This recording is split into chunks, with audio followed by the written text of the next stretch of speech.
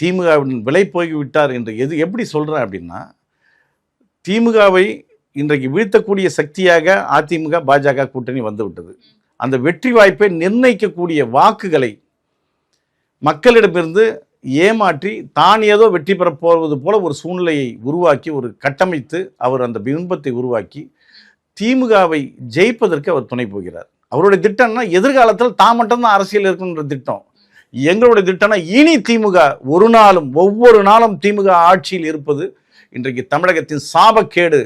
திமுகவுடைய அழிவில் தான் தமிழகத்தின் வளர்ச்சி இருக்கிறது என்பதில் பாஜகவும் அதிமுகவும் உறுதியாக இருக்கிறது. ஓகே, ஆனா இன்னைக்கு இது உங்களுடைய தனிப்பட்ட கருத்தா தான் நான் பாக்குறேன், பாஜகவினுடைய கருத்தா நான் பார்க்கல. ஏன்னா தொடர்ந்து இவ்வளவு காலமா விஜய் வந்து திமுகவுக்கு மறைமுகமா செயல்பட்டு வந்துட்டு இருக்காரு நீங்க சொல்றீங்க.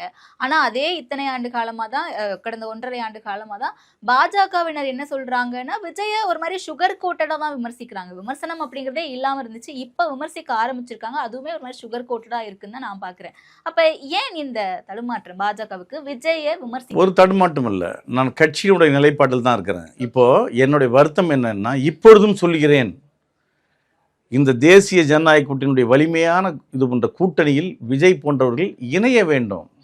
இணைந்தால் மட்டும்தான் திமுகவை முழுமையாக அப்புறப்படுத்த முடியும். இல்ல முழுக்க சொல்றேன், இல்ல முழுக்க, அதாவது இத்தனை நாளாக எல்லாருமே என்னன்னா ஒரு திமுகவை, தீய சக்தி திமுகவை ஒழிக்கணும் அப்படின் போது ஒரு இணைப்பை உருவாக்குவதற்கு அவங்க தரப்புலையும் எல்லாரும் வந்து, அதாவது அந்த மாதிரி ஒரு முடிவு எடுக்கிற மாதிரி மிகப்பெரிய நாடகத்தை நடத்தி திமுகவோடு ஒரு மிகப்பெரிய வியாபாரத்தை பேசியிருக்கிறார்கள். அந்த வியாபாரத்தினுடைய உச்சகட்ட நாடகம் தான் நேற்று நடந்திருக்கிறது. நான் என்ன சொல்றேன்னா, விஜய்க்கு யாரோட பேசிய வியாபாரம்? திமுகவோடு. ஆமா, திமுகவோட அவர் அரசியல் வியாபாரம். இன்னைக்கு அவரை சுற்றி இருக்கிறது மக்களிடம் பணத்தை கொள்ளையடித்த லாட்டரி புள்ளிகள், மக்களிடம் கொள்ளையடித்த மிகப்பெரிய அரசியல் புள்ளிகள் அவரை சுற்றி அவரை இயக்குறாங்க. எனக்கு தெரிஞ்சு ஒரு மிஷனரி அரசியல் அவர் செய்யறாரு, அவ்வளவுதான் சொல்லுவேன் நான். மிஷனரி அரசியலா? ஆமா, அவர் செய்யறது ஒரு மிஷனரி அரசியல். என்ன மிஷனரி சார்? மிஷனரி அப்படின்ற போது என்னன்னா, அவரை பொறுத்த வரைக்கும் இன்றைக்கு திமுக இந்து விரோத அரசியலை செய்கிறது. அந்த அரசியல் நிலைப்பாட்டை அவர் எடுக்க முயற்சிக்கிறார்.